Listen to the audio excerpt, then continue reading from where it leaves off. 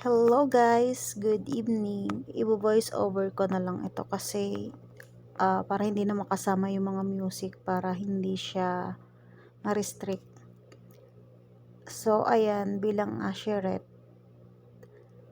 nakakatuwa lang kasi yung mga nag-graduate na yun, wala silang mga kasama na guardian. So ako bilang Asheret yung parang naatasan na magsabit sa kanila ng award. Nakakatuwa lang sila kasi balik-balik ako niyan sa stage kasi mga Hakot Award sila. Yan yung una. Sunod ito, pangalawa. Basta almost nasa 10 balik yata ako niyan sa stage. Feeling ko ako yung parang feeling ko ako yung guardian kasi pag baba namin ng stage, sabi nila sa akin, "Anya ate, salamat sabi nilang ganun. Kumbaga syempre, 'di ba? Parang na-appreciate ko 'yun kasi wala silang mga kasamang guardian. So pag tinatawag yung pangalan nila, walang lumalapit or wala silang kasama. Kaya ako yung parang guardian nila. So ayan, ang dami nilang mga award, nakakatuwa lang. Ayan, balik na naman ako, 'di ba? Basta madami 'yan, hindi ko lang makita kasi yung mga ibang video Basta balik-balik ako dyan. Nakakatuwa lang. Kasi noon hindi ko alam ano ba ibig sabihin ng Asheret. So, ganyan lang pala. Yung parang mag-a-assist ka lang, mag-a-assist sa mga bisita, ganun. Ganyan.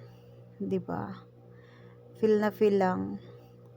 Pero nakakatuwa lang kasi kahit na ganun, 'di ba? Kahit na OFW tayo, hindi pa rin nawawalan ng mga pangarap sa buhay. Hindi pa rin talaga tumitigil. Hindi nakokontento na hanggang ganun lang. Talagang nangangarap at nangangarap at nangangarap pa rin. Kaya nakaka-proud lang. So, ako pala, yaan sila yung mga batch 2 sila. Tapos, kami naman yung batch 3. Yan. So, sa batch 2, ako sa batch 3, ako yung Asheret. Tapos, sila yung batch 2, yung mga gumagraduate. Nakakatuwa lang pag yung mismong ikaw yung nandun kasi nakaka-proud para sa kanila. 'Di ba? Lahat sila masasaya. Tapos, syempre, ayan, dahil nakakapagod, kain-kain muna. Ang daming food dyan. Ikaw na lang yung magsasawa. Napaka dami. Diba?